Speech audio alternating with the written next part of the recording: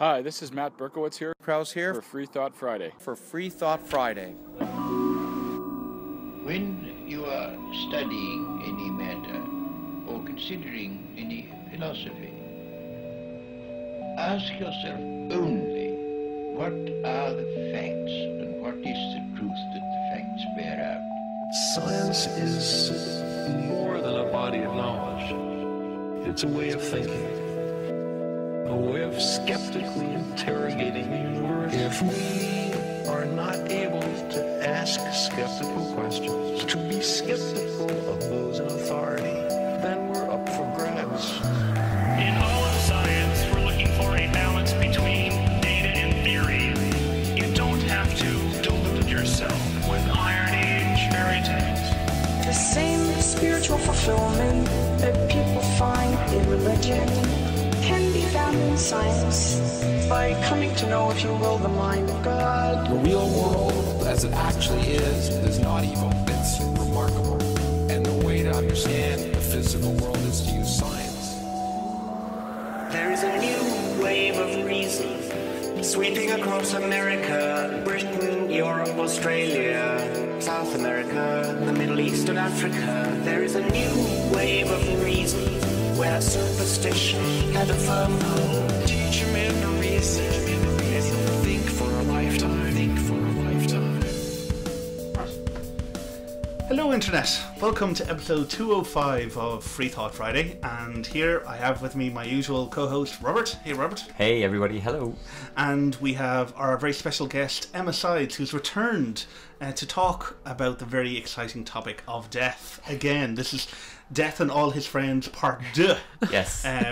Good evening. So thank you very much, Emma, for coming back. You're welcome. You obviously... It was the baking, really. It was the baking, yeah. Right. You definitely weren't frightened by No. the last podcast. Well, that's brilliant. So I think we decided to have a second one because there were so many things to that we were discussing in the last one. The last one on this particular topic took about 2 hours, and there was just way more to discuss. And we had a bit of a chat, I think, for almost 20 or 30 minutes afterwards, I think, about this. So we said we would definitely do a second one, and it's going to be very much an ad hoc one. I think we're just going to throw out there whatever topics come. One of the ones that I wanted to... Actually, before we start, yeah. I want to say hello to one of our listeners who came up to me at my comedy show on Saturday and introduced himself. So, hello Tom, thank you very much for introducing yourself. And if anybody else of our we believe we now have 11 listeners. 11, yes. Our 9 has increased quite substantially. Absolutely, by 18%. I think. That's great. Well done. I'm very impressed. I'm very impressed with me for doing the maths as well. So, Yes. I'm more impressed about that in particular because I actually can't figure that out despite my degree in the subject. But yeah, 11. That's brilliant. Thank you, YouTube. Hopefully that is actually true. So keep it coming. Yeah, if any one of those 11 are billionaires or eccentric millionaires and want to fund Rob and I to do this on a daily basis, I'm pretty sure we'd be more than happy. In fact, we'll even move into your house and do it. Absolutely, yes. Providing it's not in a sex dungeon. I'm not doing a podcast in a sex dungeon. Well, maybe sex attic. Yes. Okay. Sex dungeon. No. Yeah. I get claustrophobic. Claustrophobia. Well, that's a perfectly valid reason not to. I just like to say I'm staying out of this particular conversation. So right. Well, I don't know how to segue now into death. But le petit mort, as the French call it. Le petit mort. So in relation to the topic or the various areas we were discussing the last time, I think one of the ones that I was particularly interested in, because I'm still not sure, I have some thoughts on it, but I'm still not entirely sure how I feel about it on all of it, is the question of euthanasia, suicide, assisted suicide. There's probably an awful lot more areas around this that I'm not maybe entirely familiar with myself, but certainly from a young age, and I think I may have mentioned this in the last podcast, when I was a teenager, an elderly aunt, actually great aunt of mine, and one of my grandmothers, eventually both got senile dementia and due to Alzheimer's, and both of them, of course, died a few years after that. But to me, that was the first time I saw that. I remember being far more scared of that than death due to cancer or whatever else. Even though, of course, for the actual person to whom it's happening, beyond a certain point, there's absolutely no pain, or at least, or there's no memory of pain, in fact. But seeing the hurt in the eyes of my family and the friends of both of those people who suffered from Alzheimer's, it said to me there was definitely a point where, of no return perhaps, of where quality of life had stopped. There was, certainly changed, and that quality of life then seemed to be more important than just the physical body continuing to be doing its almost autonomous functions.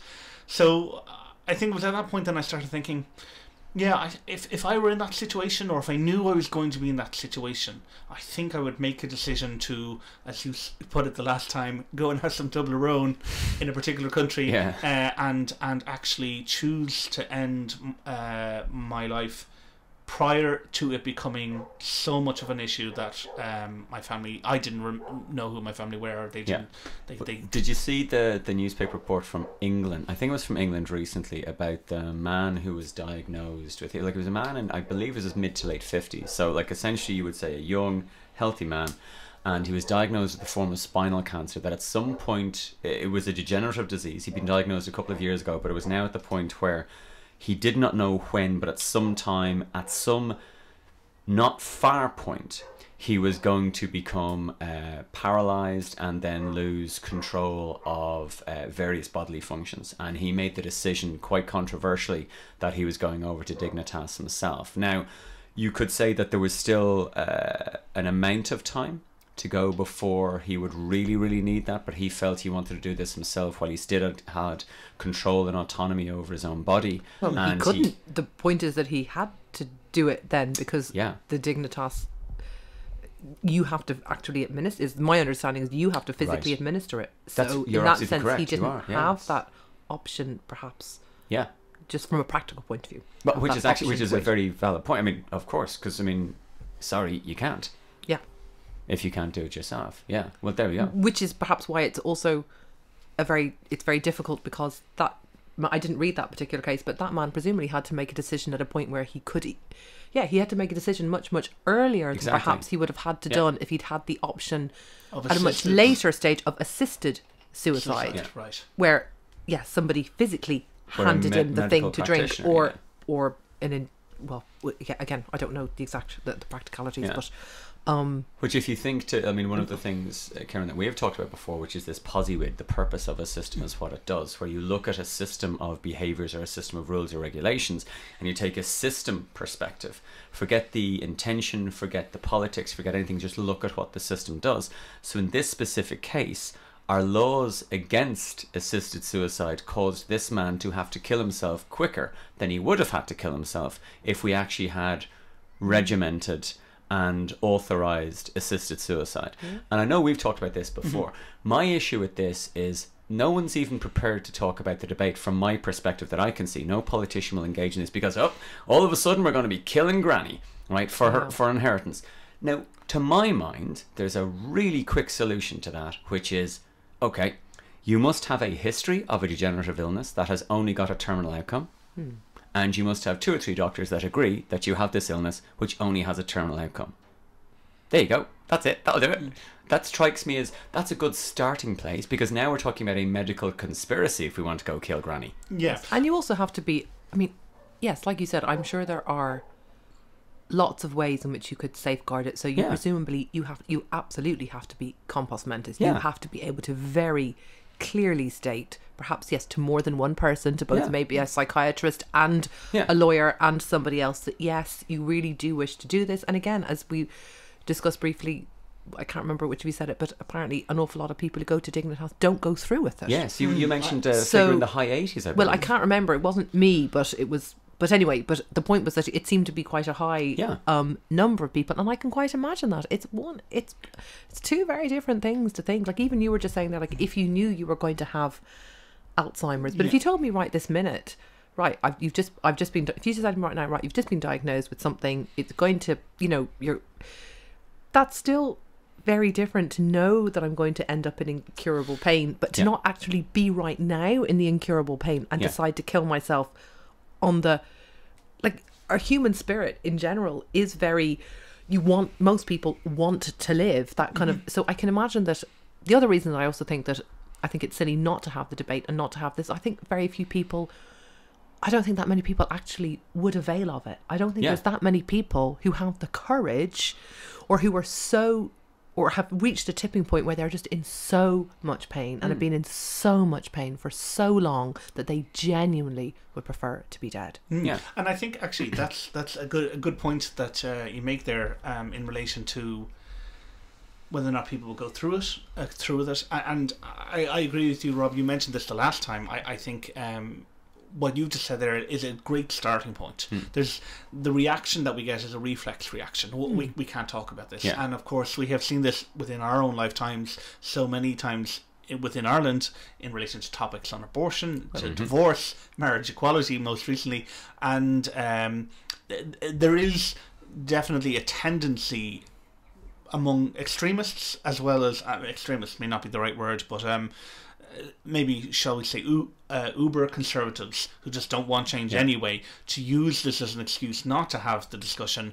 And then I think generally amongst many other people who may be more moderate, they maybe they've heard one reason about why they might not want to do it, and it's enough for them to just be a little bit cagey about discussing the topic. I mean, I think this goes back, like the marriage equality thing, to like this is a religious based thought process to my mind, which is that there is something undefinable and uncorruptible by humankind inside the human body, this concept of a soul, this concept of another thing beyond the material that is put there by a prime mover, by the creator of the universe, and it is its property, and we are passengers or symbiotes with this thing, but we have no power or no right to interfere with that. And I just reject that utterly. Because if you remove that concept, if you remove the concept of a soul, okay, and it doesn't mean you have to not believe in one. You just kind of say, well, let's just put that to one side and look at a life in terms of the experience, emotional, intellectual of the person, the meat. Okay, the person who you meet in the street, who shakes your hand, who says hello to you or whatever, and just judge that overall. Then you do come very quickly, I think, down to a quality of life issue. And then you're having a different discussion all of a sudden. Because in one case, you're murdering a part of something that you don't have any right over if you come from the religious point of view. And in the other one, it becomes more like veterinarian. I mean, no one turns around and goes, let's keep animals alive if they're in discomfort. No. But apparently we have to do this with humans. Well, I guess the religious, I mean, I've always understood from a religious point of view, it's that, you know, God gave you your life and only God can take it away. I mean, you know, suicide is a mortal sin. It's not within, yes, and that is very... Whatever a mortal sin means. Well, but I mean, but that, yes, it's definitely and as somebody who was brought up with no religion, I must admit, I'm missing that layer, if you like, of prejudice, or not prejudice, I'm missing that layer of what does that feel like? Of meaning or it must feel fantastic. Yeah, but I don't have it. So I suppose I do look at it more from a quite practical. It is my life. Yeah. If I'm terminally ill and if I'm genuinely in a lot of pain, I must admit, I do instinctively feel it's really none of your frigging business. Whether I choose, in consultation, obviously, with my family or the people that I love, having spoken to those people and presumably seriously thought about it. Again, it's a bit like things like abortion. Nobody just, well, I mean, maybe not nobody, but for the most part, people don't just have an abortion. You don't just go, I think I'll have an the abortion dial-up today. pizza, dial an abortion one. No, it's not. You know, it's a massive thing for most women. Of course it is. To do. And this is on the same kind of thing in terms of life, but if you take the religion out of it, it is much more about, this is my body. Yeah. And I'd like to choose. It becomes a question of well-being, and well-being can be measured. Like well-being can be, how do you feel? You know, it becomes. I think then it starts to come into the realm of something we can not objectively do, but you can actually engage the person on an individual level, and their opinion becomes paramount.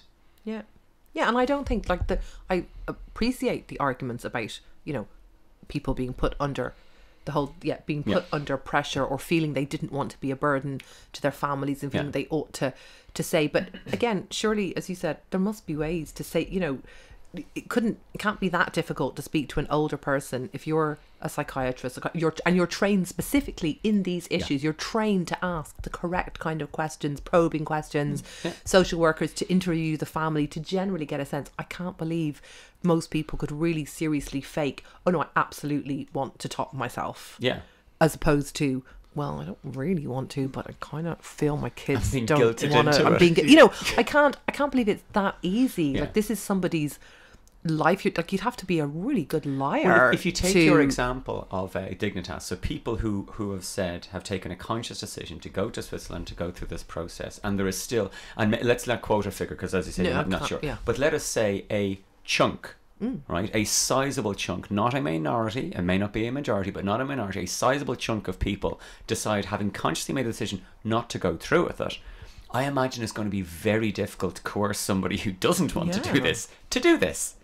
And especially once you put some objective barriers in place, i.e. a couple of medical opinions, as you said, some psychiatric opinions and stuff, I'm going to say that that's going to be fairly unbreakable, and as much as, no more so than having an what was it I read today, 102-year-old woman spent 86 hours on a trolley. 26 hours. 26 hours. Still. But no, but wasn't there some dude, some old guy spent 86 hours? Yeah, there was two. Like, this is crazy. But no. We won't. But a bit like Ryanair. Also, if you keep asking, do you want insurance? Do you want insurance? Do you really want to do this? Do you really want to do this? Do you really want to do this? Do you really want to do this? I can't. Yeah, again, there might be like everything, the odd case will get by you, but for the vast majority of, and again, it's how many people are really. We're not. Again, it's like. Everybody goes back the floodgates. We're not suddenly going to be like overwhelmed with gay marriage. The company is going to be overrun. We're not all going to suddenly become, every second person suddenly going, actually, we're all gay now. Yes, just by the same thing, the whole country didn't get divorced. Although we did mention in our last podcast, and you said you have yet to listen to the whole thing, and we mentioned that actually that's what was happening to you, that's why you weren't there. That you were actually looking for a new husband. Yes, you were getting gay marriage. Myself and my wife were getting gay marriage. Maybe. But the country didn't get overrun by divorce, etc., etc. I can't believe that we're suddenly going to have like people popping up left, right, and centre out of the woodwork going, actually, I'd like to kill myself. Actually, I'd like to. No, it's a tiny. I can't believe it's more than a tiny number of people in very specific circumstances of a very particular mindset. I think the resistance, listening to you speaking there, right, and I'm here going, yeah.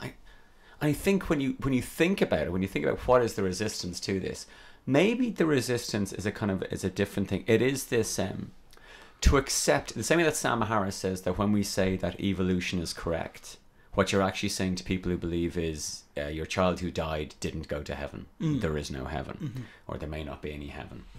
That maybe if we say euthanasia is something that maybe we should consider, what we're actually having the same conversation. We are invalidating a core belief of believers, which is that there is a divine spark within us, and that divine spark goes home and it carries our memories or whatever with us.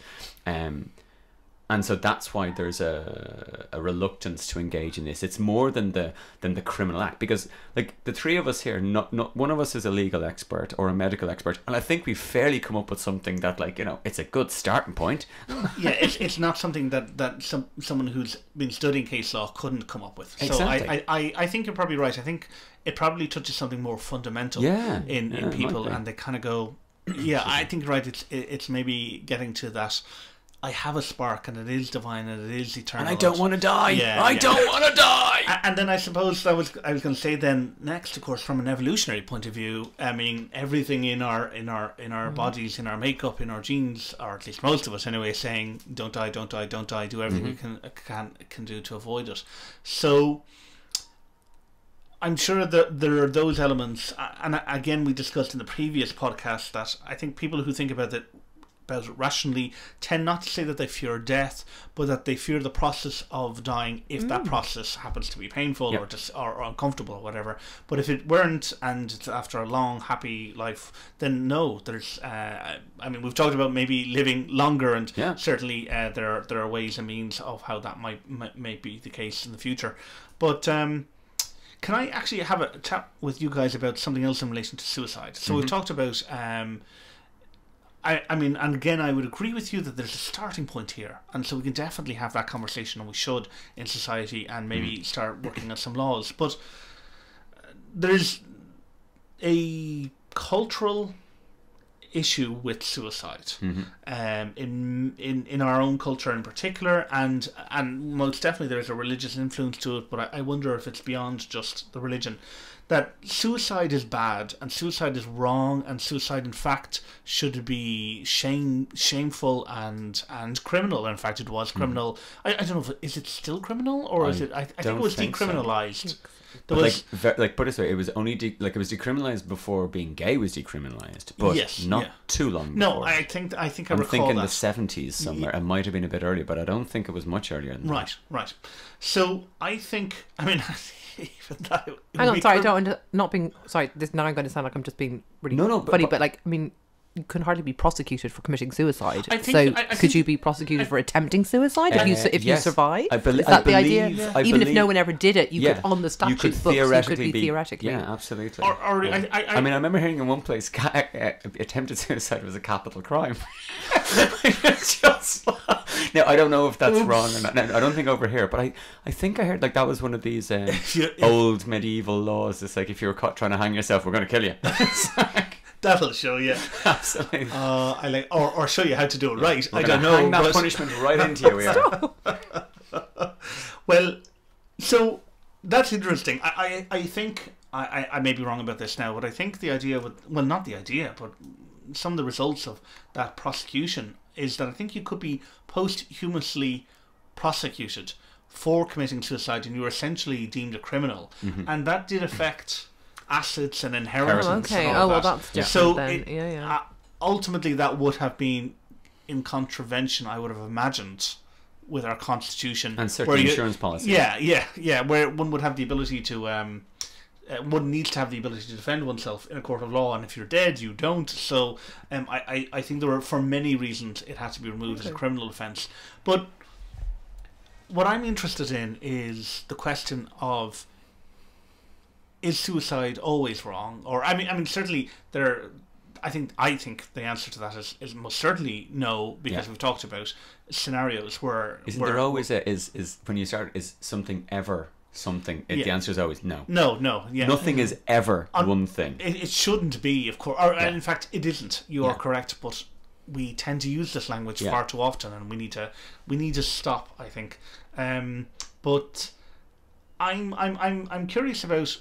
Because we've talked about suicide in situations where someone is terminally ill or in pain or will be in great pain or whatever. And as I said, I agree with you, Rob, that that's a great place to have that conversation in society, talk about the laws, talk about the obstacles, the barriers and whatever else, in a positive way to allow a path towards that in those situations. But I'm wondering about the possibility of, just in general, should we...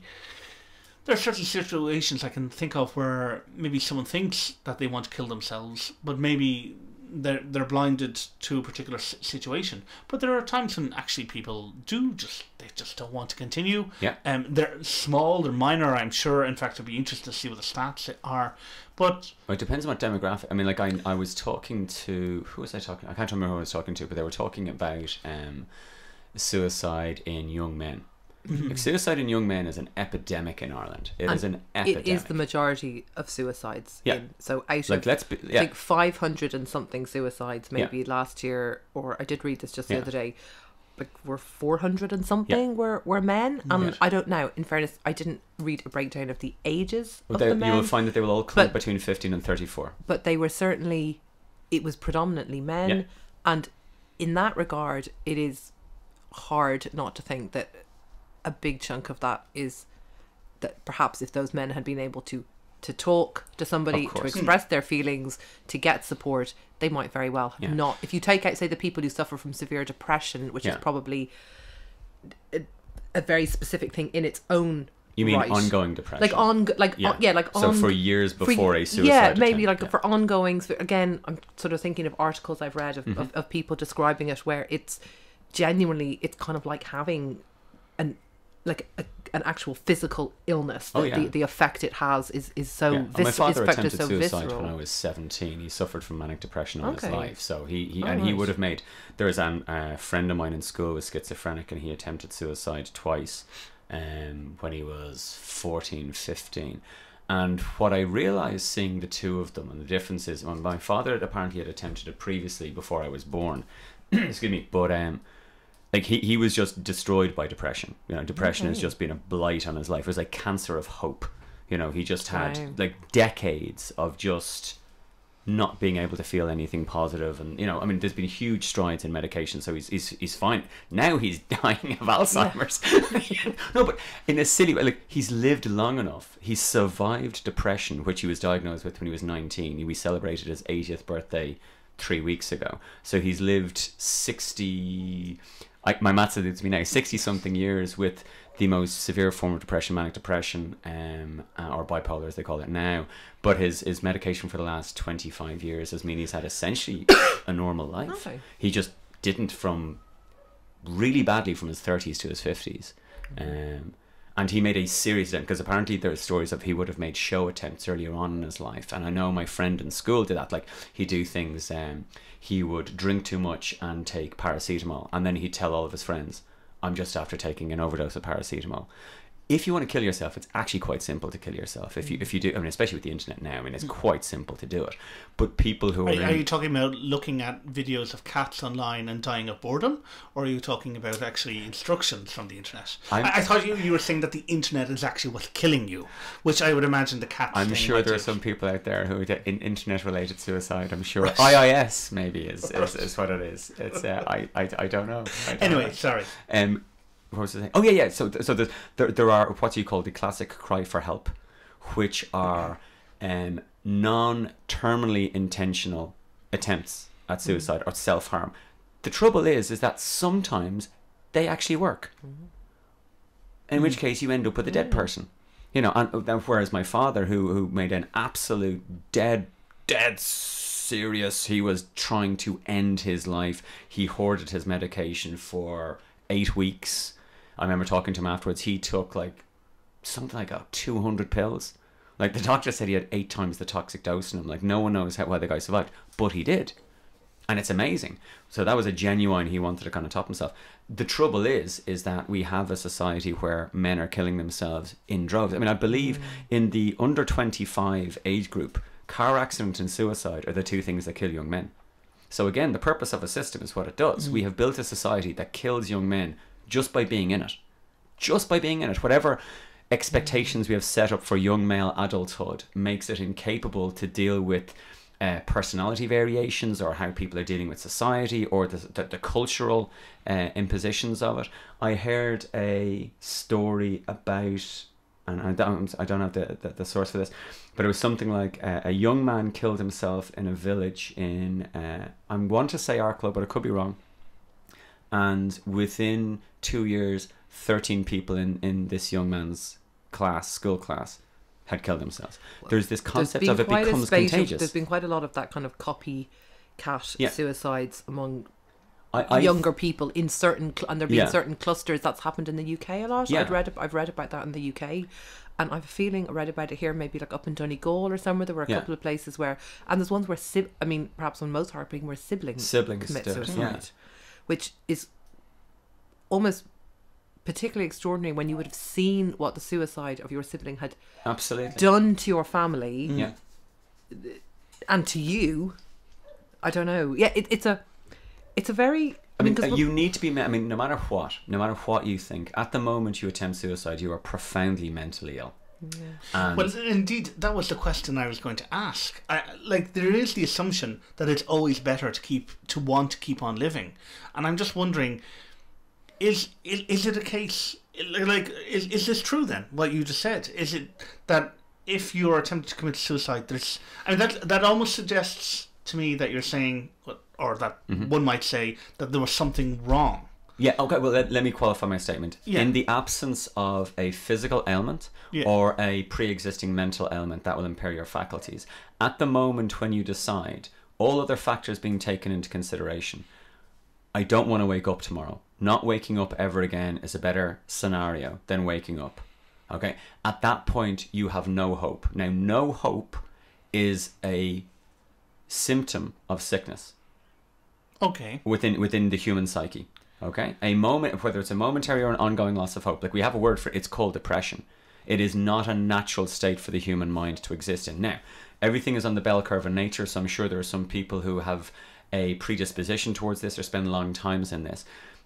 My feeling about this, and having observed my father for my entire life and seeing kind of what depression is, I have come to an understanding that I think the entire medical approach to depression and suicide is wrong. I think it's all about reach out and talk to somebody. By the time someone is there, they ain't talking to anybody. Depression robs you of the one thing that you actually need, which is the ability to communicate with a human being. Depression locks you inside yourself. And what depression does, it makes you feel unworthy of communication. And you hate yourself. You're not going to talk to anybody.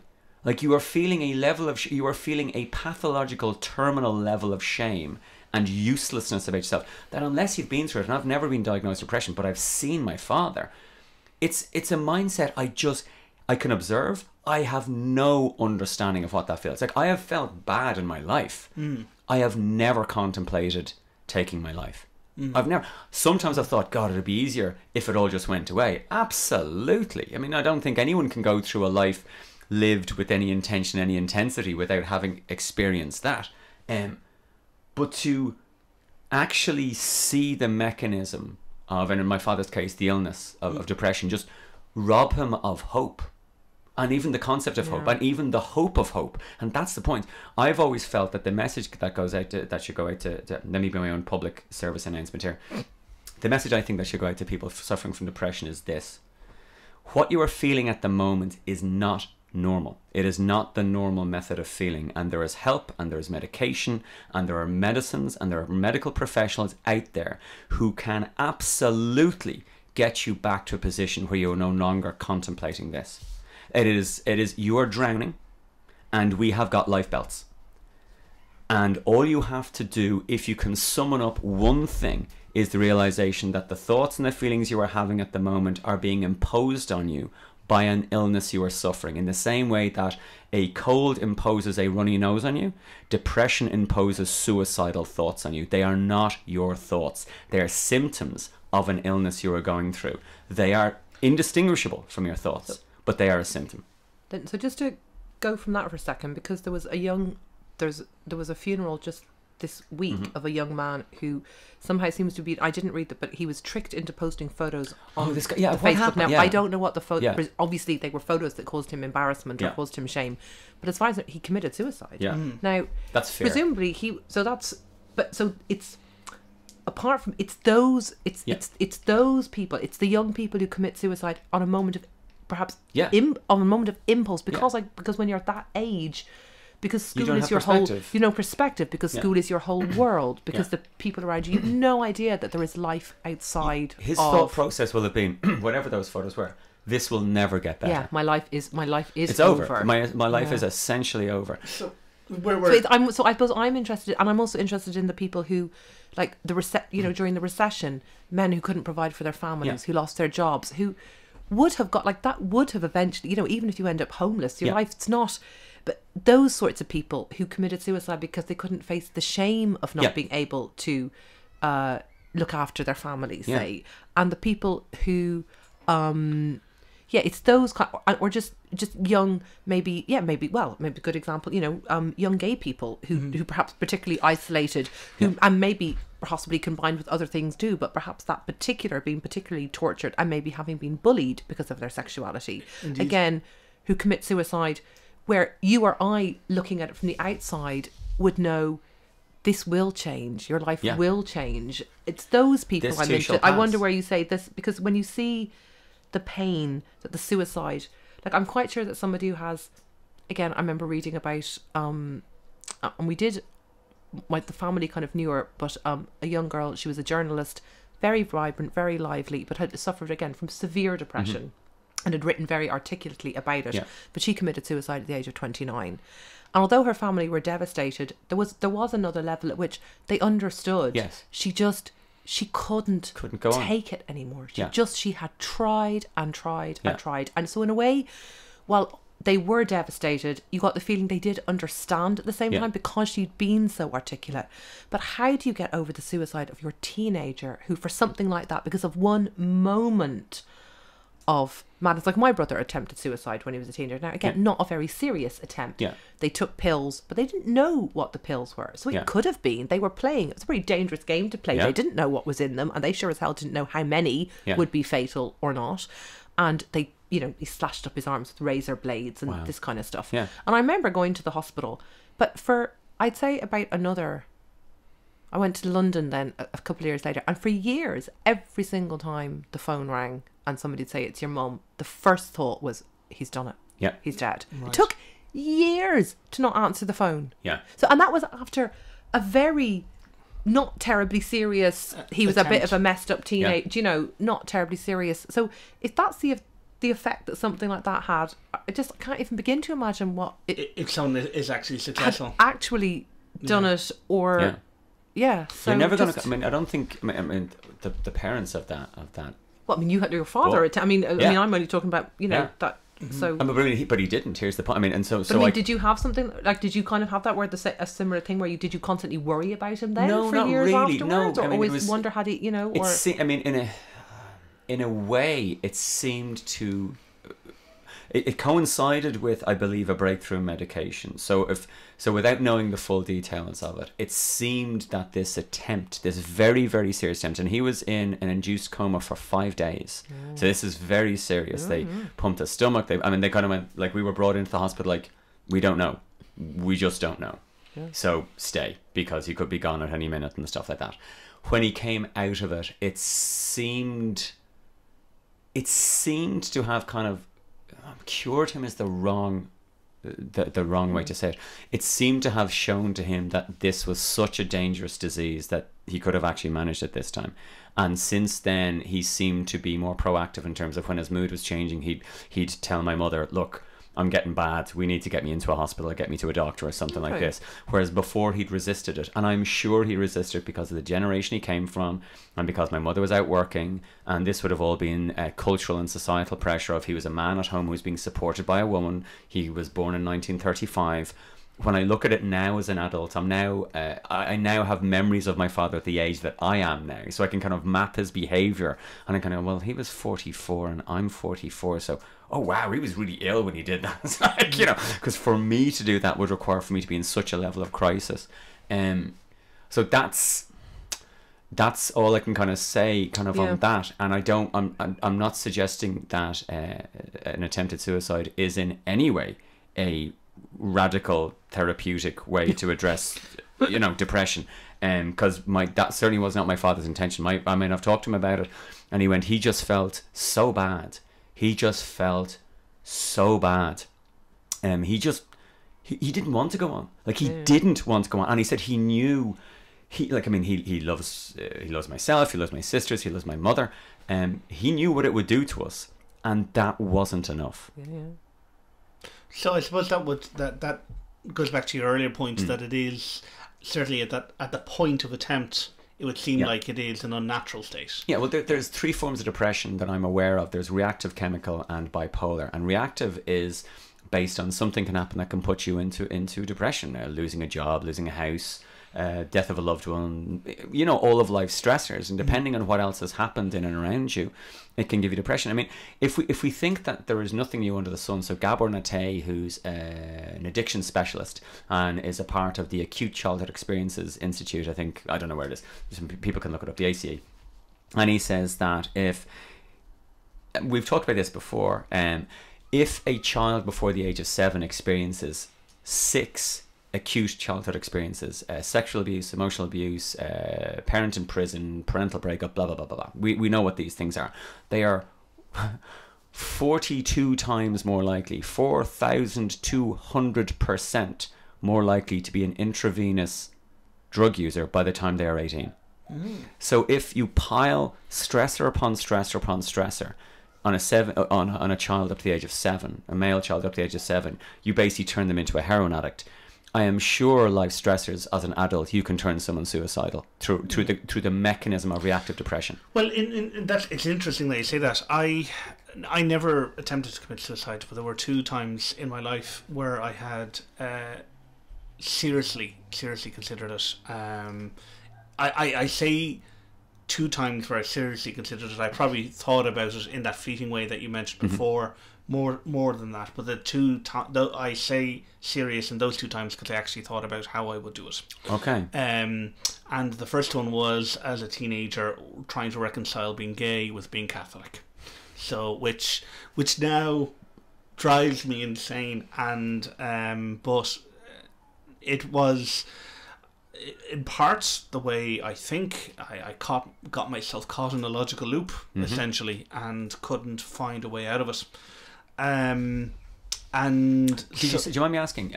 During that process, so you're wrestling with your sexuality and with your belief, both of two of things you've discussed this before, which were quite fundamental. Well, I mean, your sexuality is fundamental to you, but your belief was a very important part of your life. It was indeed, yeah. Do you think now, looking back on it, you were suffering from depression because of this stress, this tension?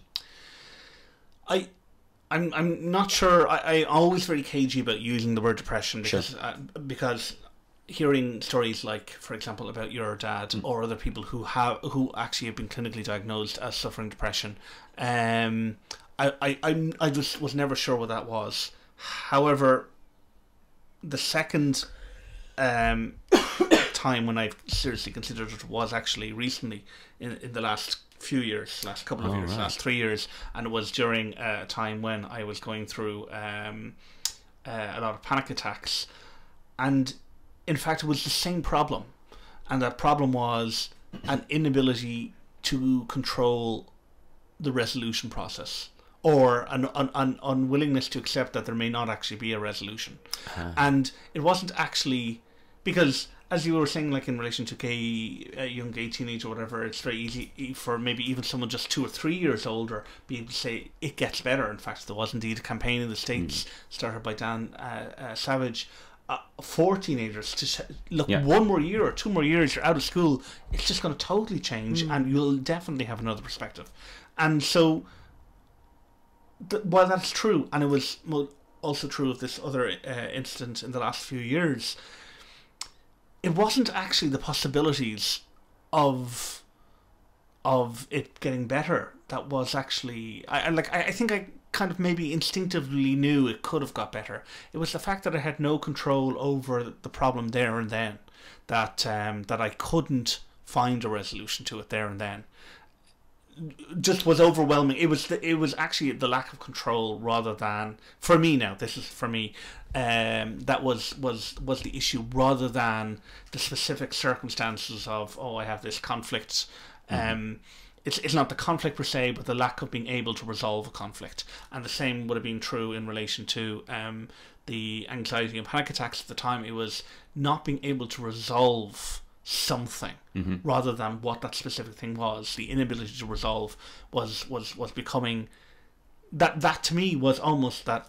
Well, then what's the point? If I can't resolve something like this, then sure, there's then I can't resolve anything, or maybe there's something else I can't resolve, and I got caught into that cycle. So I think maybe the second one was definitely at least in some way depression. And perhaps the first one was, but I'm so far removed from it now, I find it difficult to kind of pull it back in detail. I know that the ultimate resolution of the specific issue in relation to the earlier consideration was when I learnt about Islam, believe it or not, in a history course. And I think I've talked to you about this before, and during that I basically learned about how that particular religion, started creating religious facts in funny bunny rabbit ears as a result of cultural circumstances at the time, and that began a thought process of, wait a minute, if it happened to that religion, maybe it happened to my religion, and so on. And so that started to resolve that one. And then in the second one, again, it was a matter of, I had one tiny success in attempting to deal with the anxiety part, and that first success was enough for me to go, I can resolve it. But actually, it was actually in both of those cases, it wasn't. I wasn't necessarily overcoming the perceived problem. I was actually overcoming the actual problem of I can't resolve anything. and realizing, oh no, you can, or maybe you can a little bit, or maybe I was becoming more comfortable with the idea that we live in an uncertain universe and most things remain unresolved. But I think that's another cultural problem. I think we're told things are black and white and fairy tale and Snow if you White want it enough, you'll get it. Yeah, and that's most definitely not the case. No. And I think by telling people that, and then people failing to get that, is another reason why, no doubt, culturally, maybe men in particular in Ireland find it difficult to deal with some of these questions, because the expectations have been put there, if not even explicit anymore, certainly implicit, that you must do this, you must achieve that, you must be here at this time, or else. I would agree. Sorry. Well, no, I was just going to go back to your question of like, is in terms of suicide being wrong, or I think there's probably certain categories where suicide, it's an incredible, it's like it's a real shame, as in I mean shame as in it's like such a pity that somebody would take, like, you know, in your particular case it would have been an incredible pity if you had taken your life as a teenager for something that actually did resolve itself. It's an incredible shame that young man has just committed suicide over photos on Facebook. I know. Which, even though yes, it would have been flipping difficult to live through the next, you know, it might have taken him quite a while. He might have had to. It might have not been until he left school, or he might have. But people have absolutely lived through worse, and he would have looked back and gone, "Okay, I survived that." So I would say it's perhaps more of a case that there are probably a lot of cases where suicide, it is just incredibly sad that somebody felt there was no other option. And certainly, again, I've read enough of the devastation. I mean, you know, as a parent, I can't imagine how you would feel if your child committed suicide and you felt that you hadn't seen it, or had of all the ways to lose your child. Oh, well, I mean, that's a stupid thing to say. There's no good way to lose your child. But Indeed. There must be a particular adding a level of guilt. If you put it in a hierarchy in terms of the guilt, never mind the grief, but the guilt. I don't know how you'd ever not feel that you had just utterly failed your child completely, in some completely. I mean, I always felt form. quite. And it's a funny thing, like now that I'm all grown up, but because my dad was sick, my mum went out to work and stuff like that. So my family was unique on our road in terms of my mother worked and my father was stayed at home, and I always thought that's actually quite equipped me, I think, for life, because it's given me there's always a different way to do it, and it doesn't necessarily. So I have found that I don't suffer from that. I'm not trapped in I mean, I have a male ego because I'm a dude. Like, you know, it's as my wife says, if you could bottle it, you could pretty much end doubt. I'm a lad. I believe I can do anything. But, like, you know, kind of like I'm unemployed at the moment, and I don't feel any of that shame. I don't have any of that, because I kind of know, you know, this too shall pass. It will come. I've seen, you know, kind of my family life was absolutely fine and stuff like that. These things happen, you know, kind of you move through these stressors in your life and stuff, and I'm not trapped in this archetypal role of what it is to be a man, because the model of it was my father, and albeit you wouldn't kind of say like an ideal circumstance, but it was enough to kind of say like, you know what, you can survive pretty much anything. Different models still work. Different models still work. And it doesn't have to be just mammy daddy marriage. And I actually smoking the pipe. I have a visceral rejection of male stereotypes. Like I find that, like, that's a really dangerous place. If you leave somebody no other way to act other than one way, if their life doesn't turn out that way, what have you done to them? You've done nothing. You haven't equipped them. I mean, I'm not a parent, but I always kind of feel like the parental job is twofold. The first thing is to love your child unconditionally. Doesn't mean be their friend. It means love them, which means be hard on them sometimes. And the second thing is equip them for the world. They're your two roles. After that, you're done, man. You're done. You've done a great job. But I also think that it's interesting, like that. Like my husband, for instance, was severely bullied as a child, like right through primary and right through secondary, and as a consequence of that, has a lot of like distrust of men, and in particular distrust of very kind of alpha macho kind of, even though he's perfectly capable of being the alpha male at moments when he wants to, overall has quite, he often says, we're like in a lesbian relationship, often though has quite a male lesbian. Who would have thought? But often has that. I'm just going to think about that for a bit, if you don't mind. Softer. But but he also would reject a lot of those kind of particular, like the male, you know, you must be this, you must be that, and he gets quite upset, like if I go off on a bit of a kind of, you know, feminist rant, or, you know, men are this or men, not try not to do the just men are, but you know, many men kind of you know, he'll get quite upset on behalf of the, you know, the minority of men who do not think that way. But just talking about men, it was also the other thing that made me think of, from what you said there, is there's a very interesting article in this month's Vanity Fair about post-traumatic stress disorder. Yeah. And it basically says that people are suffering from post-traumatic stress disorder not because of war, but because of the society they return to. Yeah. Because the society they return to is utterly, suddenly, there's no camaraderie, there's no danger, there's no pulling together in danger, and when they come back, the tribe don't come back to the village and both celebrate or grieve together. You come back on your own to maybe a bedsit, or a small town, or an anonymous city, and I thought it was fascinating to read. Really, really interesting. I believe, and this was a chance encounter which I felt was really, really, really, what's the word, auspicious, fortuitous, lucky, whatever the word is. One of my brother-in-laws married to my sister, and he was working in one of the major banks, and they punished him for being an active member in the union by basically putting him onto the repossessions desk for the last few years of him working there. So he was dealing with the most acute cases of people who were being where he was basically, the computer was telling him, no, we're not going to do anything with them, and you have to go and tell them. And he suffered a tremendous amount, and people were, you know, we were very, very worried about the guy, and he became very sick and kind of wasn't sleeping well and stuff. And as it happened in my job, I was talking to a guy who was setting up a kind of commercial-based psychology practice. And we got on to talking about PTSD, and he said the difference between PTSD and acute depression is a sensation of guilt. You feel that you had something to do with it.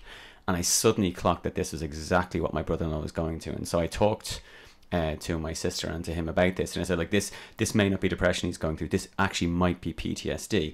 And if you think about what you just said there, so people are going off on the basis of patriotic nonsense, right, to go and kill people to protect asset interests of large multinational companies. I sound like a nutter, but, you know, here we go. We're being farmed by rich people, everybody. But and they come back. Soylent Green. Absolutely. And there is no societal... There's no recognition of what they did.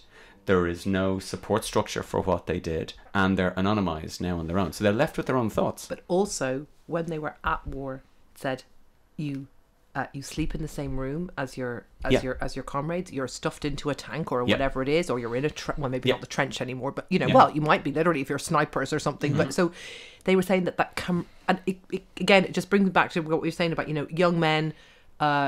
Losing their way. Again, I think it's the whole thing about like feminism, that, you know, when women, anybody any group of people who've been oppressed, when they get a bit of, tend to go a bit you know, I think we're in the, it's just certain extent we're probably still that look at us, we're women, hey, we can do all these things stage. We're going to need to kind of like all calm down a bit probably and come to a bit more of a balance. But there was just saying that all the things that men who go continually to war are possibly actually much more really seeking something very healthy. Yes. That whole thing. Fraternity. And somebody was saying about the in the same article, they're quoting somebody who'd been through the AIDS crisis in New York and saying they really missed those days, not of their friends dying, but of the extreme brotherhood and camaraderie. The Blitz spirit. Exactly, the Blitz spirit.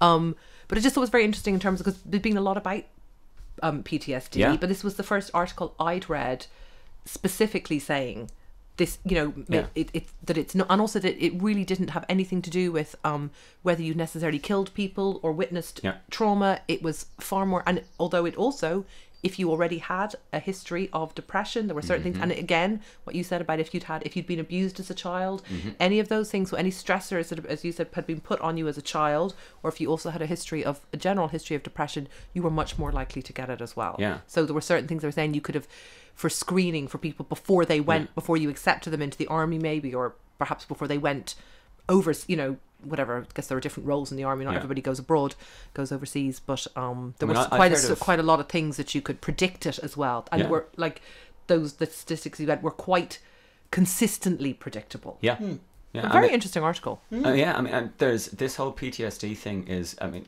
like, you know, post-traumatic stress, we tend to think of trauma being this like physical thing or this huge thing, but actually you can accumulate trauma very gradually, and then you pass a point that there's a thing in psychology or psychiatry thing called the JND, the just noticeable difference, where, and it's specifically related to learning, but I just believe that any mechanism is nearly transferable to nearly any other mechanism when it comes to the human brain. And if you can learn a skill gradually and then you pass the JND and then you have the skill, for instance, playing an instrument, you're crap, oh wow, you can do it. Right? Or playing a computer game, you can't do it. Oh look, wow, you finished it. And it seems to be this for speaking a language, that the point where you suddenly go, oh, I've accumulated enough knowledge now, you can do it.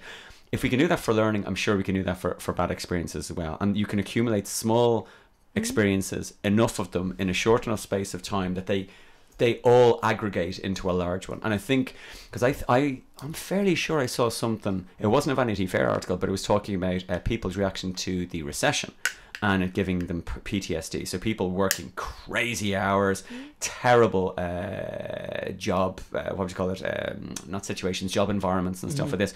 Working with, kind of incredibly stressed other people, working lunches, never getting home, all this type of stuff. You don't get to do that and just walk away from it. That takes its toll on you. I mean, it's like having to stop reading. There's a point.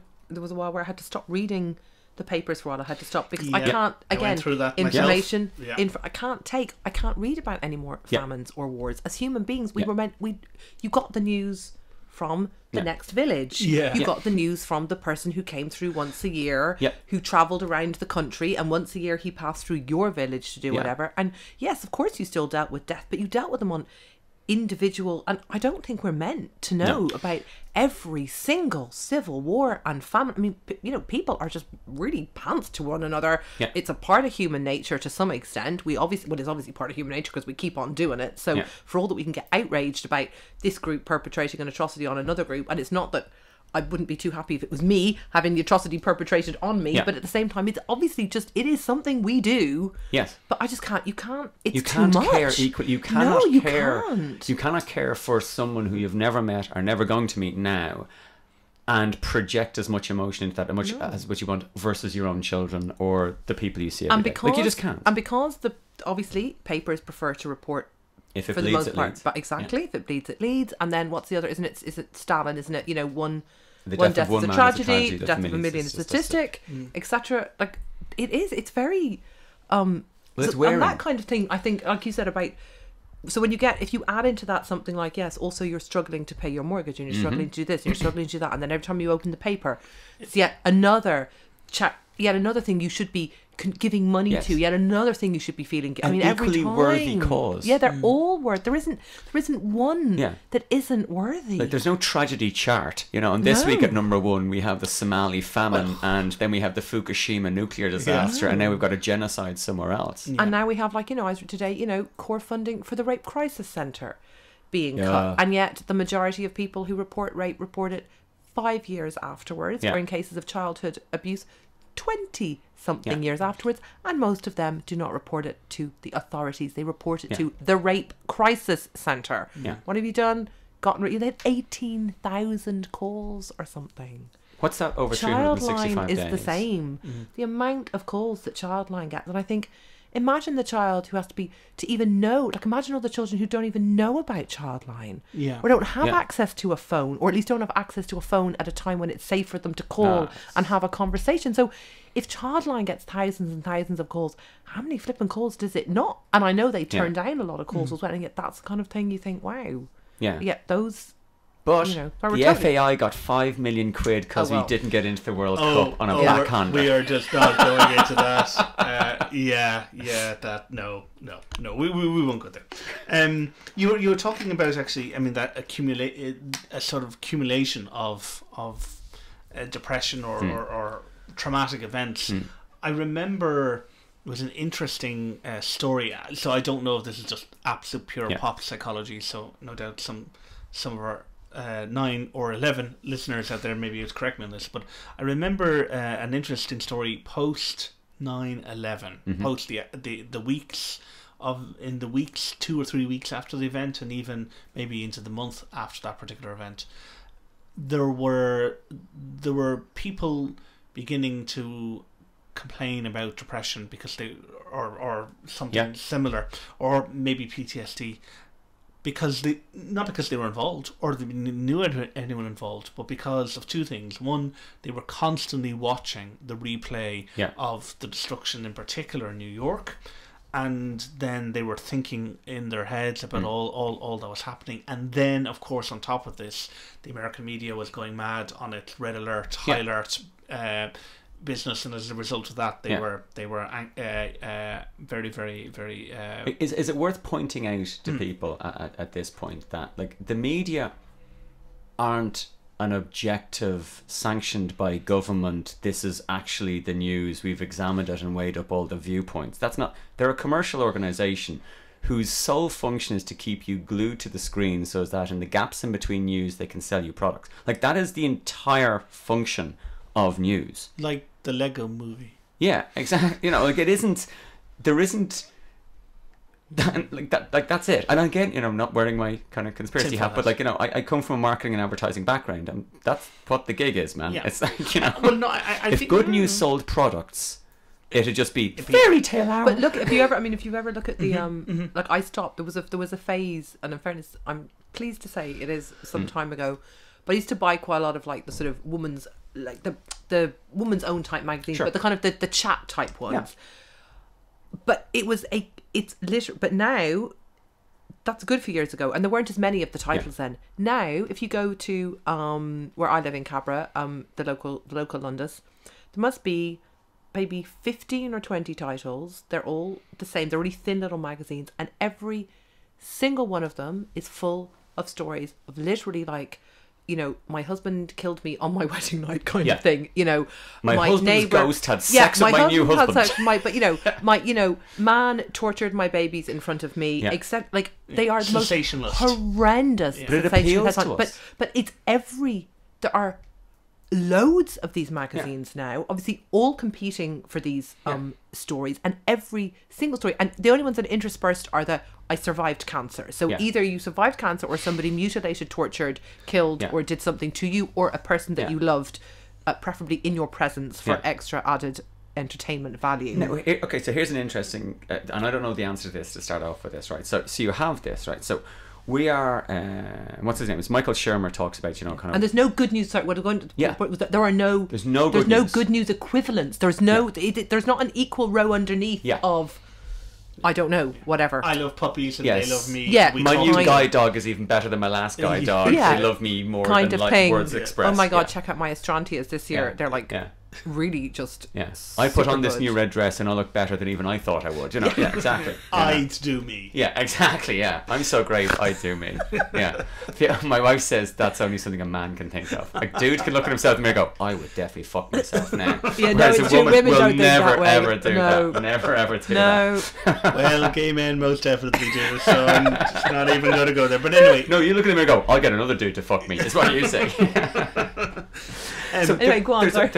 So if like, and this is the weird thing, like, and what is the role of media? We're moving off that topic. This is kind of interesting, right? So, so you see, we have this urge, right? We're programmed to inject negativity into a lack of information, right? Like, you know, and Michael Shermer explains this evolutionary, like way back. One of our common ancestors, you know, Australopithecus, I think he paints this picture, and he goes, so we're little.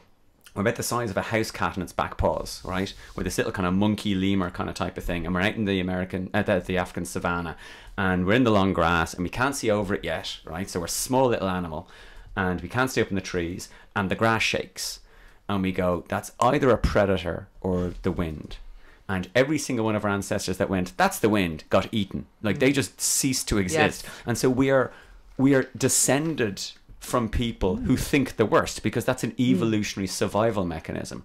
And so those magazines thrive and survive because they appeal, like pornography does, to just a fundamental level of programming. Like, I mean, like way below the operating system, like way down in the belly of the beast, there's just a few little wires, and one of which is like, I'm horny, and the other one which is, we're all gonna fucking die. Like, you know, it's, whichever one lights those two wires up, we'll pay money for that. Now, is the media's job to inch by inch direct us towards the light? Now, I believe it should be, but then I'm a big hippie, right? So, but it's never going to, because that doesn't sell as much papers. Because so long as there is one channel going, death, famine, rape, genocide, Ebola, whatever it happens to be, people will watch that channel more than, hey, today somebody helped their neighbour, and kind of we're going to give more aid to. Learned more about space. Yes, and exactly. Life but that's why I and the mostly universe. only read I read architecture magazine. And, seriously, I read Dezeen and Dwell, and I go on and I look at photographs on Pinterest of things that make me happy. Mainly interiors and a certain amount of things to do with gardening. And I read the life and style section in the Guardian because I'm fascinated by what makes people tick. So I'm utterly obsessed with their experience series. Although in fairness, most of those are I survived X or I was almost killed by Y.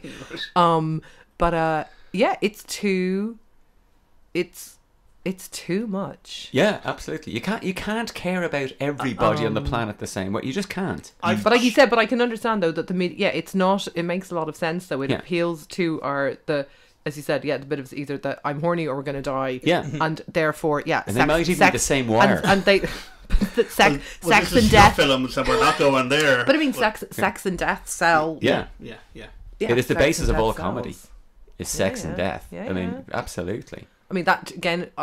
God, we just need 50 million podcasts. But it's like segue into there was a recent furore over somebody took a photo of her breastfeeding her child in somewhere like TGI Fridays, I think it was in America, posted it saying, isn't it disgusting?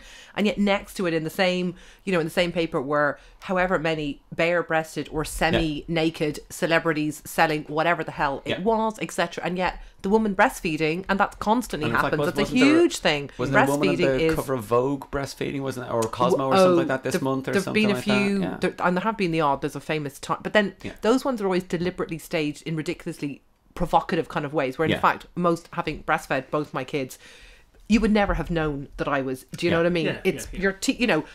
No breastfeeding woman particularly wishes to flash her boobs at you, to be clear here, okay? No breastfeeding woman. Janet Jackson. No, nobody particularly wishes to flash, and particularly if you're at the stage where you're breastfeeding a small baby, you're not really at your most glamorous or at your best, so you're not really. You're not wearing stripper heels. You're not wearing stripper heels.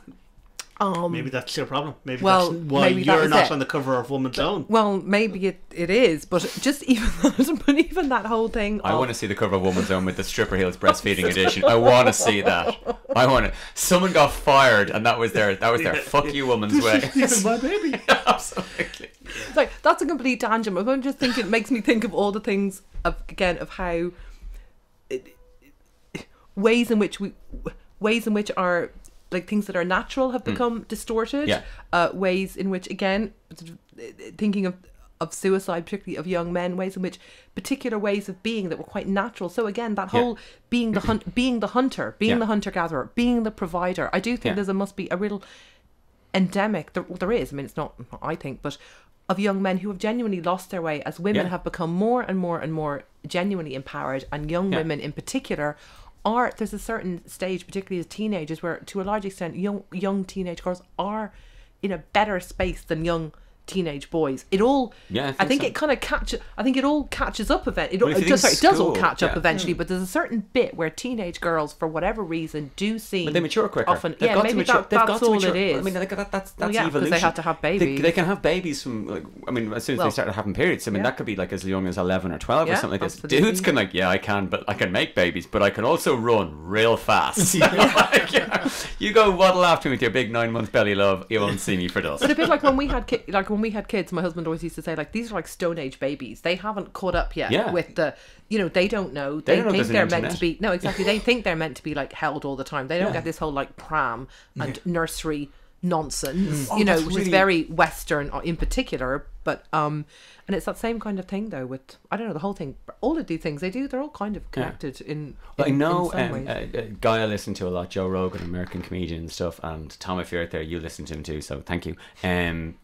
He talks quite a lot about kind of male mental health and stuff, and male role models, and he would be what I would class as a Renaissance man. He's a stand-up comedian. He's a very intelligent, very curious man. He's very into science and stuff, but he's also an amazing mixed martial artist. So he has got the war. He has got the art, and he has got the curiosity and stuff, and he talks with great affection about his wife and about his family, but equally he talks about hanging out with his mates and doing comedy and going off and getting drunk and stuff. Okay. So in this lovely balance kind of type of way, and there's very, very few male role models I see who actually fit that kind of shape. And he has a great saying, which is, there's very few things wrong with young men. Like, you get your average 13 or 14-year-old guy, right, who's experiencing some form of, let's say, a minor issue, okay? So there's very few things wrong with a young man that if you give him like just a big heavy bag and say, just run up and down that hill 50 times, it will make you feel better.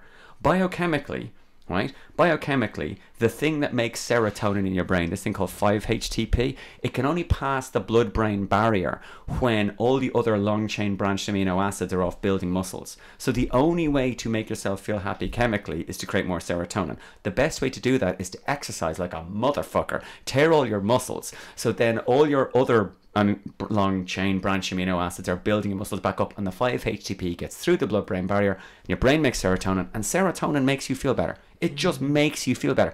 That's why that is what the runner's high is. That is what the endorphins are. Yeah. It's serotonin going through as your body repairs itself. So yeah, I don't know.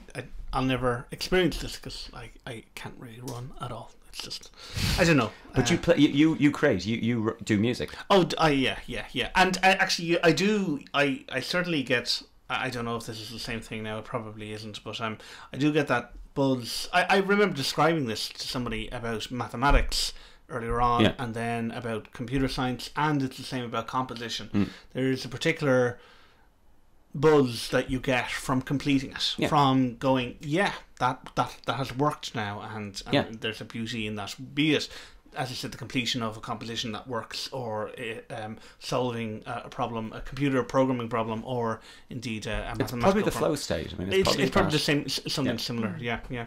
So that's interesting that about the runners. I didn't realise actually what you were saying. It was on an episode. So if anyone's interested, go look at the Joe Rogan podcast with Dr. Rhonda Patrick, I believe is her name, and because she's actually a neuroscientist. I'm just quoting her, so I hope I'm not quoting her incorrectly. Right. Well, we'll definitely link to that. Yeah. Death. Yeah. Sorry, with all this talk of suicide and post-traumatic stress syndrome and depression, and you can't outrun it. I definitely can't outrun it. So yes, death. No, we definitely can't outrun death. Yeah. But I mean, I still, and I know we discussed this in great detail the last time.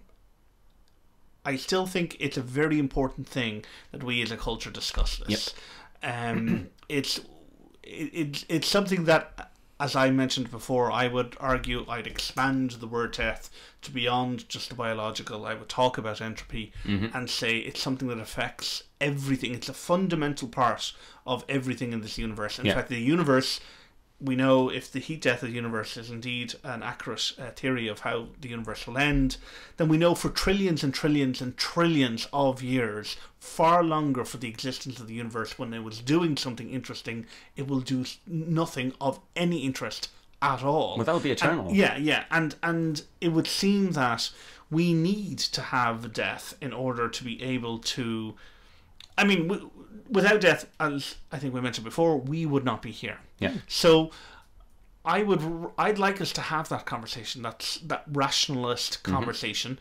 It doesn't mean one needs to be depressed about it. It doesn't mean one needs to completely focus everything and every day about it.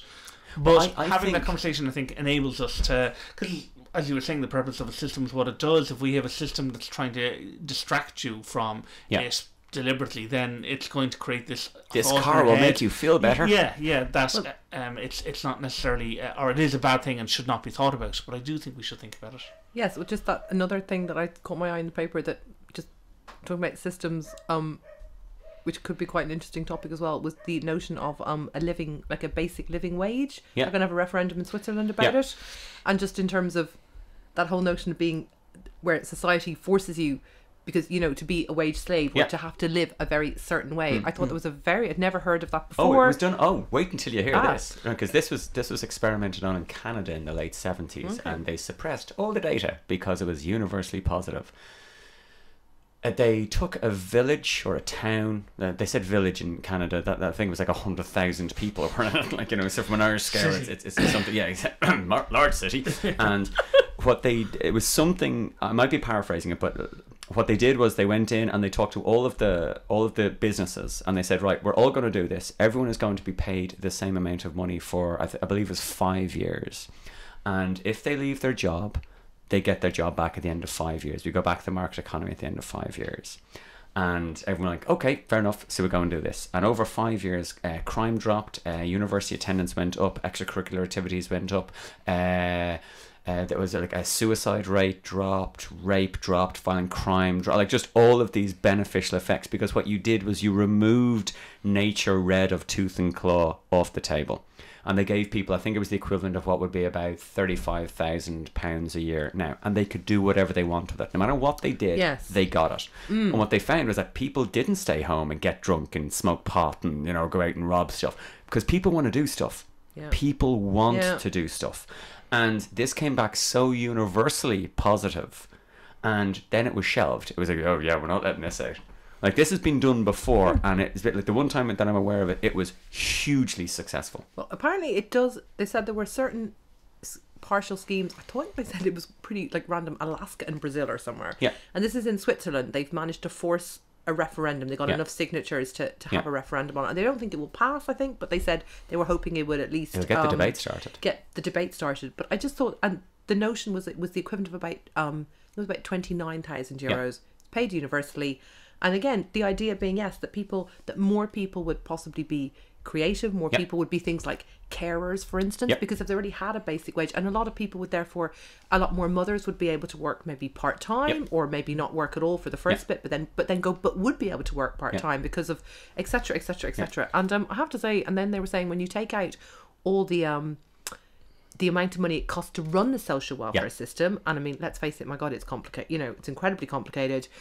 And once you took out all the social, all the admin, the fraud, etc., etc., they spent 200 million to get 56 million back in fraud. Something like, but the point being that it didn't cost, although it did cost more, it didn't cost a ridiculous amount more than running the current. That was the point. It was so expensive to run the social welfare system. It wasn't like 10 times. It was maybe a few million more. Like it was very.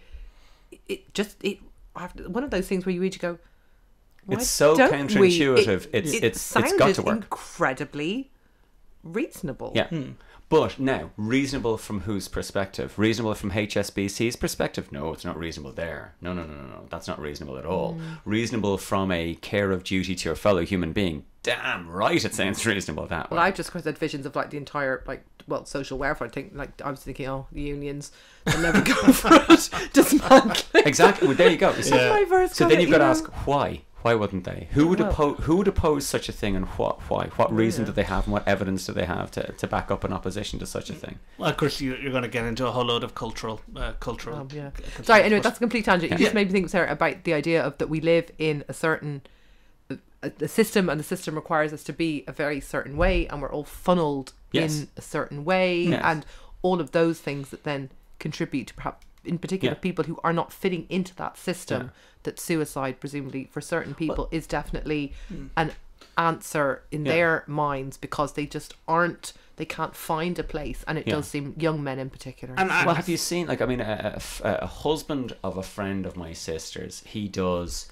Kind of Iron Man and Helen backs and stuff like this. Like, and he's a farmer. Like, this dude is an outdoor man. He's made of weather. Do you know what I mean? That is his natural environment.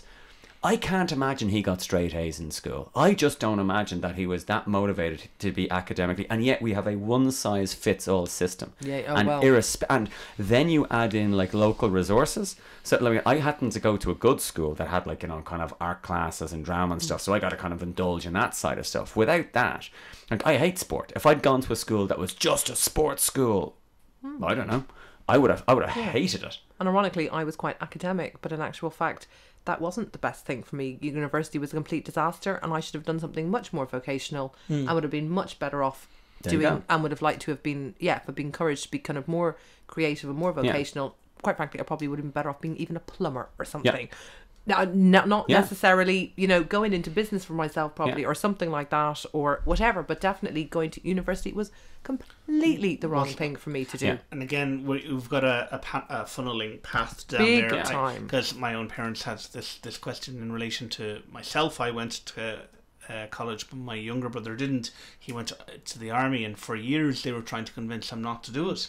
And it wasn't out of shame because he's in the army or distrust of the army. It was, they actually honestly thought he would be unhappy. Mm-hmm. And of course the opposite was true. He absolutely loved it. He was brilliant at it. Flourished. It was exactly what he flourished entirely in it. But and that surprised them. They were genuinely surprised about that. But of course this is a strong cultural thing. I mean, to bring it back to the question of, you were saying about suicide, and then as I said, so let me put it out. Let me put this out to you guys.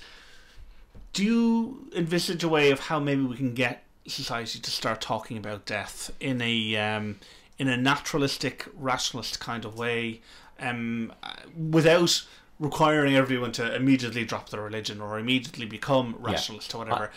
I think because I do this, I've started talking in my show on Saturdays about this. I pose the question, or not pose the question, but I tell the audience, not only are you going to die, you're going to feel like what it feels like to die. And that's it. And to see the look on their face is quite something. But a lot of people come up to me afterwards and go, that kind of got me thinking.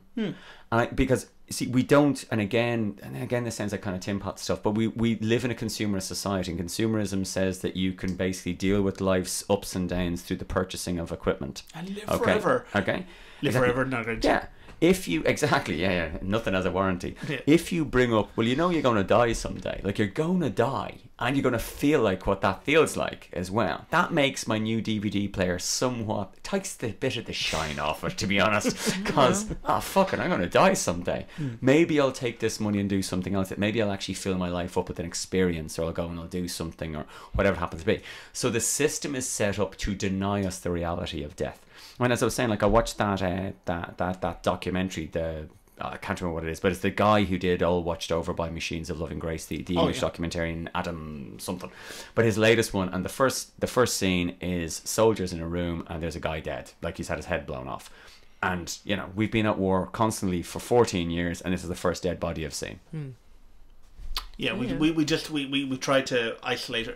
The culture. It's not tried. We have succeeded. We succeeded amazingly to well. isolate But ourselves. we from talked the about question. that the last time about not having proper wake, not having wakes as often anymore, or again things like not preparing body, not actually preparing the body, or the local women not preparing the body anymore, which they would have done, or all of those things. And the fact that obviously, because people are generally healthier, you're less likely to lose a child in childbirth, for instance. People don't have as many children. That doesn't happen so often. People live longer. I mean, my granny is 96 or 97 or whatever, and so all of those things, you can go through life. I haven't been to very many funerals, as a humanist celebrant. When I did my first funeral, one of the things was like, I had no idea. I was like, oh my god, I don't know what happens with the coffin now, because I hadn't been to enough funerals to know. I didn't have that kind of instinct of, oh, of course I just knew what to do. Sure, hadn't been to that many funerals. So I mean, obviously outside of going into rooms with soldiers and seeing dead bodies, but like I completely agree with everything that you guys were saying, and I think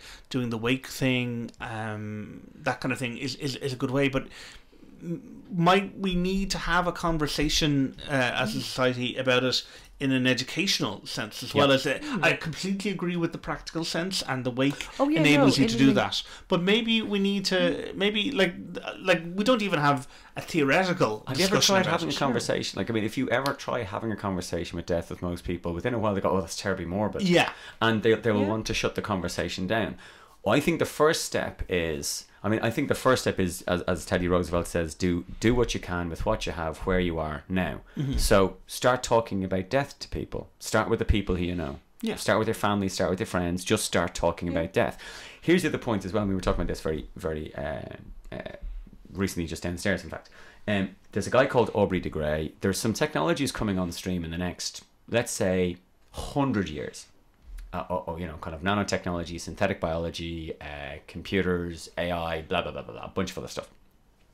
it is theoretically possible that within the next 100 years, humans might be capable of living beyond 200 years of age than 300 years of age. And essentially, we may achieve a technologically assisted level of immortality, whereby your own personality, thought patterns and stuff like that may exist going further. In order to get that, we need to mobilize the goodwill of people. This needs to become our moonshot. This needs to become our, we now need to actually do this, because it is within our grasp. It is definitely within our grasp. Cancer will be cured, I imagine, within the next 50 years. It just will, because that's the way that it's going. They found this new thing with Alzheimer's and with autism and stuff like this. So all of the things that plague us are merely just mechanical failures of our body, and we're going to be dealing with that going forward. If we are still stuck in this death is inevitable, death is something that we don't talk about because it stalks us everywhere, and we live in consumer society, no one's going to engage in that conversation. Whereas what we actually need to see is death is a disease like every other disease, and we need to be aware of it, and we can fight it, but also sometimes it's going to get you. Okay, but for the moment, though, it is always going to get you. And I mean, it's another whole conversation but your again. granny But I mean, is 96, my father is 80. You know, no, these like are... 20 years ago, like if my father had been born 20 years earlier, it's doubtful he would have seen his 50s. Very doubtful. So think about your children now, and when they are your age, and think about, you know, kind of what the medical procedures will be. But if we keep on being coy about this, it's like we're denying that the progress has got anything to contribute other than the random, oh look, we just managed to add on a year or so. But there are a couple of scientists now, gerontologists and senescence experts, I believe, who are going, no, death is a disease. It is an accumulation of mechanical failures of the human system, that we actually now have some answers, albeit theoretical. But that's all good stuff starts theoretical. You know, this is not to deny death or to assume that we will live forever, but it is to actually have, for the first time in humanity's history, we now have some ways of actually staving off death better than antibiotics. Yeah. I mean, we may, as you said, this is entirely hypothetical, but we may get to a point where we can stave it off for several decades, if not several centuries, at some point. Which will then make it that suicide becomes the only way that humans kill themselves, because at that point then you can just get upgraded again. There was an episode, I can't believe I'm actually going to say this, it was an episode of Star Trek, the original series, which actually was based, well, it was actually more to do with the war, but and they did another one, I think, of the Next Generation, of where people were living too long, and there was an overpopulation problem, and you just had to. We already have an overpopulation problem. So, well, actually, that's an interesting one. But we will talk about that another time. And as a result of that, I think they decided they just had to die. They had to commit suicide, and after they reached a particular age, that was it. That's Logan's Run. Yes, and this is a theme that's been explored in science fiction quite a bit. So, which has the world's first iteration of Grindr and Tinder on it. If you go and watch Logan's Run, there's a thing, I think it's called The Circuit, which is basically you have a little kind of wardrobe like apparatus in your bedroom, and you just press it, and someone appears, and you go, nah, and you press it again, and someone new appears, and you go, yep, I'm gonna shag you. And I went, that's Tinder, that is. Brilliant. Well, do you know what, perhaps on that happy note, we might sex and death we might bring it to a close. But listen, thank you so much, Emma, for joining us. I know it was a very deep conversation, but I think an important one. I'm not sure we entirely stayed on the topic. No, anyway. we were free to. We ran our cultural programming. Absolutely.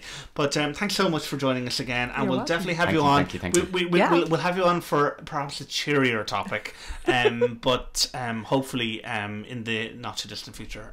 Definitely something humanism and ethics or something like that. So absolutely. And thank you to all of you. Yes. 11 hopefully. Listeners. Keep listening, Tom. Get someone else to do it as well. Get phone a friend and ask them to listen to our conversations on death too. So thanks very much, and we'll talk to you again in 2 weeks' time.